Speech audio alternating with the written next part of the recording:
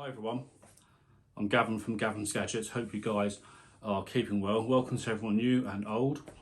Just for some context for those that are new here, I've reviewed headphones from £10 all the way up to 5,000 plus, and for this test I've used my special audio headphone playlist, which I'll put up now, and I've used that for all my headphone reviews and will be going forward, so there's consistency in the tracks that I've been using. I've also actually listened to a lot more songs than those shown because I wanted to give these a really good listen to. I've had, apart from music, I've obviously had some movies and TV shows included within that. Just quickie, on the comments, if there's anybody that is aggressive or rude, I'll delete them. Keep replies to everyone else's polite, please. That's it. Enjoy it. Ask any question below and I'll answer them. So comparisons will be made all the way through when I'm comparing these to the Sony WH-1000 XM4s that I've also reviewed and own, and to the £1,000 Hi-Fi Man Ananda BT. So they are Planag magnetic, state-of-the-art, hi-fi, ultra premium headphones. So what are the sections that I've covered off in my review? So first of all, you've got in the box, design, headphone market currently, just a quick snapshot there, setting the scene, testing process, build, weight, comfort, controls, that cover, a lot of controversy over that, noise cancellation, voice and conference calls, spatial audio, wired, music quality, the summary, and then the top three gotchas, catches about this. If you want to read all the flashy marketing spiel, it's on Apple's website, very fancy. I don't need to repeat that. You've probably read that if you've come here for this. There's no bullshit in this, it's just the facts. Right, so in the box, as you can see, it's very quick unboxing here. I don't want to spend forever going through what's in the box, but you open the box, it's got fancy wrapping to make it nice and easy to open. When you pull them out, get the headphones themselves, they appear in this case thing here. Everyone's calling it a case, but I will cover this off in more detail. And you get the cable, as you can see, some leaflets. It's a lightning to USB-C cable, lightning at this end. The reason Apple chose that is because iPhones are the same cable, so you can use your iPhone cable to charge these. And there we go. So quick, as you see what's in the box. So design and cover. And I'm going to be talk about what these design look like. When you hear everyone say, when you first take them out of the box, because they've been in transit in cold conditions probably, the aluminium on these feels extraordinarily cold, like it's been in the freezer. And they're still cold to touch. They've been in my house for a while, in a nice warm house, but they are still cold to touch. You've got steel here, and the quality and the premium build on these is evident. When you pick up the Sony WH-XM4s, feels like plastic fantastic, doesn't compare. I'm sorry, it doesn't. But there is some advantage of using plastic, which I'll cover off in a minute. The Hi-Fi Mans are even heavier than these. These are about 380, 390 grams. The Hi-Fi Man are well over 400, 460 from memory. But this weight of headphone is quite common in the audio market. So this case, it's not a case, it's a cover. And I'll explain why that is.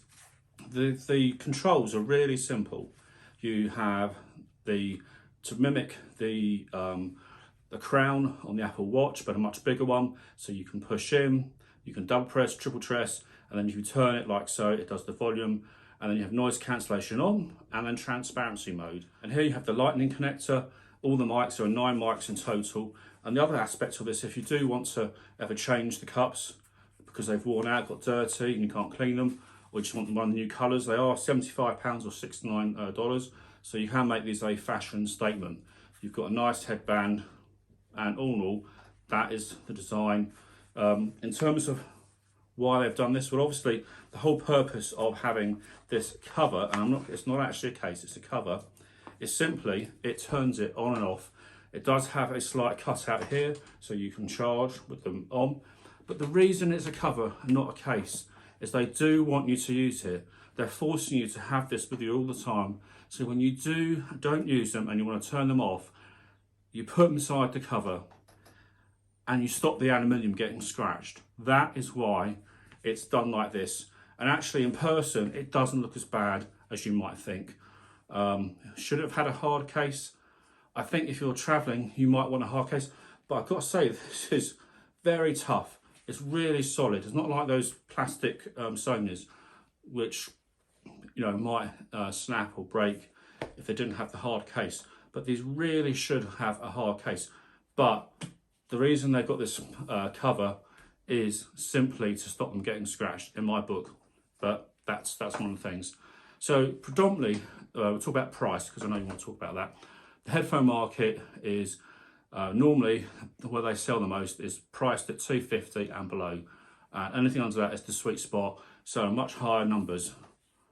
But Apple decided these at $550 were the way to go. So be interesting to see whether I think these are worth it at the end. But there are 3 gotchas at the end I want to talk about. So I just want to set the scene, really, to give some context. Headphones have different purposes. You can have headphones for working out. So you've got things like Powerbeats Pro, which are water resistant, sweat resistant. Also, because you might be doing some vigorous exercise, they have things that go around the ears to hold them in, and they're completely wire free, and they're lighter, much lighter. You've got AirPods Pro, which you could use in the gym, but I think Powerbeats Pro are better for gym work personally. That type of thing. So you've got to understand what sort of headphones you want. You've got discrete things like AirPods Pro, which you can fit in your ears, which have that noise cancellation, transparency, highly portable, and don't mess your hair up when listening to music, movies and calls.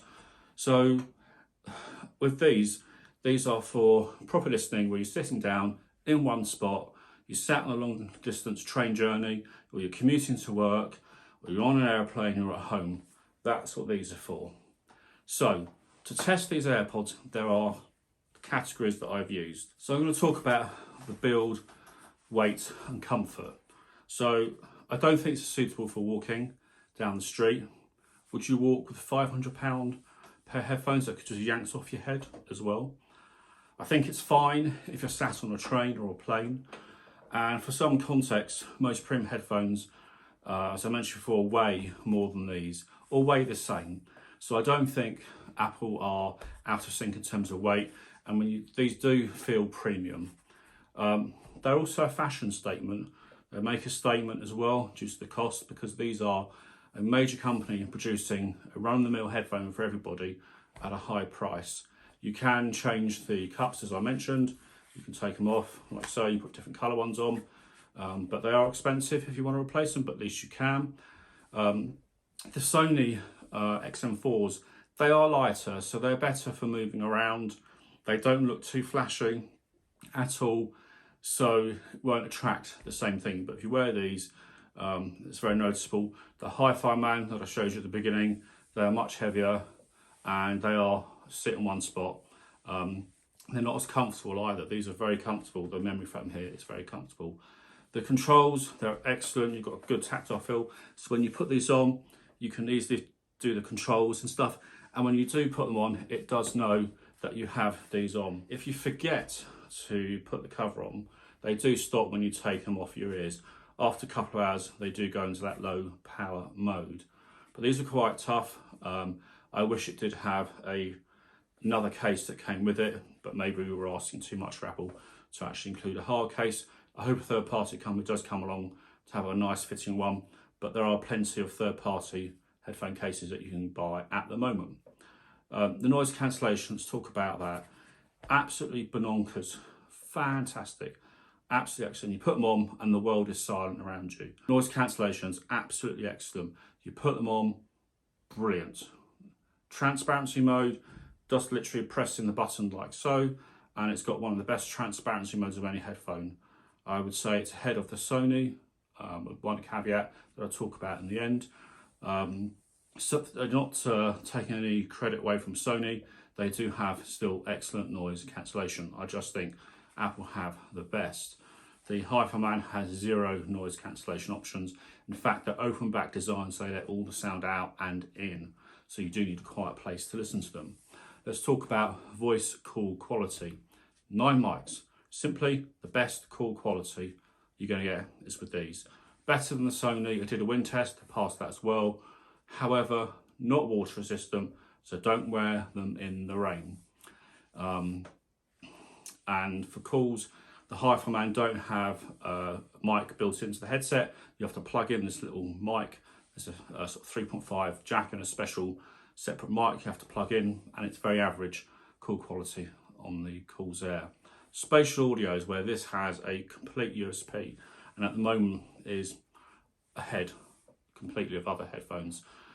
The spatial audio only works on iPhone and iPad, but my word, it's like having, you know, the surround sound Dolby with movies. It is absolutely truly amazing. Wired, there's no extra cable in the box. I don't know why. This is a £35 Apple Lightning to 3.5mm audio jack cable. Waste of time, total waste of time. It only does music. There's no mic, so it's if you just want to listen to music from maybe an old iPad that you don't want to use Bluetooth for whatever reason, an old device, and I just don't recommend it. It's just not. You need a lot of power to drive these. This isn't the thing, so it's a waste of money. Don't bother unless you've got a very specific reason to use it. Sony does have a 3.5mm audio jack, and that does work particularly well. The Hi-Fi Man doesn't have a 3.5mm audio jack. It's either Bluetooth or USB audio. So that's that. But that does mean it has one advantage, which I'll talk about next. Music quality, the bit that you want to know. Phenomenal, absolutely epic. The best audio quality I've heard by a headphone on any Apple device. Extremely good separation, despite the fact they're closed back. You hear a lot of detail on the instruments. Again, you've seen the playlist at the beginning. The computational audio works with every ear cup because each ear cup has the Apple H1 processor. It sounds science fiction, it sounds like marketing spiel, but it really, really does work. The treble and the mids are absolutely detailed, crisp, they're not sharp, they're not sibilant. They are fantastic. The bass is lovely. You have mid bass, sub bass, and it's not over accentuated, but it's there when you need it. And when the sub bass kicks in, it just rumbles. But the other aspect is there's no damn distortion. So as you increase the volume, as you go really loud, these just keep sounding fantastic. How do I think this compares to the Sonys? I think they sound a lot better, to be honest. Not twice the price better. You never, you know, that never happens in audio. If you spend twice the amount of money, you don't get twice the sound quality. You might get 10%, 20%, 15%. If you're lucky, 20% better.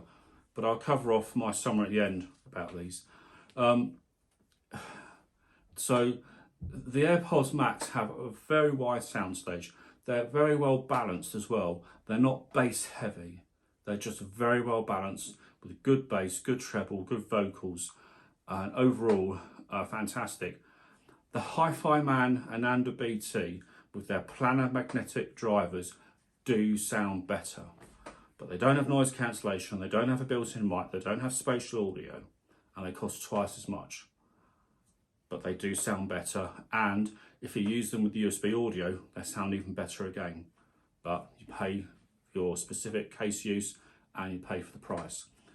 So summarising, we have one of the best made quality headphones, class leading noise cancellation, class leading transparency mode, class leading spatial audio for movies and any songs recorded that make use of that, top class voice calls, conference calls, a useless wired mode. So why even mention it? But it's useless. Music quality is the real deal. Computational audio is absolutely fantastic. The moment you put them on, the first track you'll hear the different instruments that people speak and the different ear cups as stuff moves from left to right. You'll spot it and you'll hear it straight away. It is the real deal. Plus, using them in the Apple ecosystem provides a wealth of benefits. Ease of use and pairing. You pair on one Apple device, they sync over iCloud and all your other Apple devices are synced. So what's the catch? There's three. One, the cover isn't a case. We've talked about why. Two, you need to appreciate these aren't for every type of activity. Can't use them in the gym, and I wouldn't use them when walking around. They're for sitting down, being static in one place for a certain amount of time. And when you do that, this weight that people are going on about doesn't matter. It really doesn't matter. You shouldn't feel it at all. It's very well balanced in terms of how the comfort sits on your head. And my final and third point, which I think is most important, is don't buy them. Stop moaning about the price, because you're never going to buy them, so don't buy them. Don't leave a silly comment below. Only buy them if you're in the Apple ecosystem. That's what they're for. They're for people to enjoy a premium pair of headphones that's good for music, for calls, and for movies. 3Ms, everything there. It's not 3Ms, it's calls, music, and movies. So summarising, if you're all in on Apple, go for it. If you can find a pair in stock, you might find them actually in the physical stores and think you can justify that high price, go for it. If you worked really hard, you haven't been anywhere because of COVID, and you've got a few quid lying around, go for it. If you've got any questions, you want some specific things answered, let me know. My name's Gavin from Gavin's Gadgets. Take care, guys. Catch you guys soon. Bye for now.